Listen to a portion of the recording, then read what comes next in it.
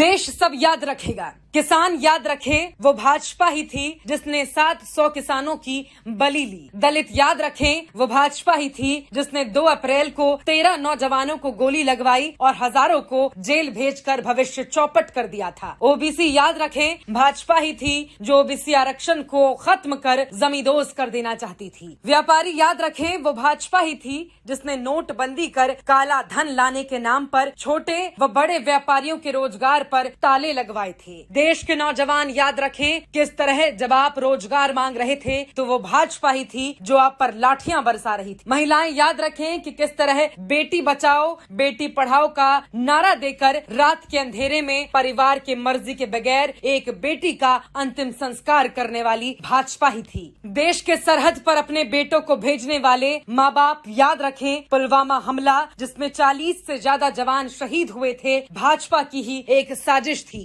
देश के लोग वो कोरोना का दौर भी याद रखें जब देश को अस्पतालों की जरूरत थी तो मंदिर बनवाए जा रहे थे। जब लोगों को दवाई चाहिए थी तब ताली और थाली बजवाने में भाजपा लगी हुई थी। देश को अडानी अंबानी जैसे पूंजीपतियों के हाथों में बेचकर देश के नौजवानों को बेरोजगार करने वाली भाजपा ही थी। जो भाजपा को वोट देगा वो अपने साथ साथ अपने बच्चे अपनों के भविष्य के साथ भी गद्दारी करने का काम करेगा। भाजपा भगाओ देश बचाओ।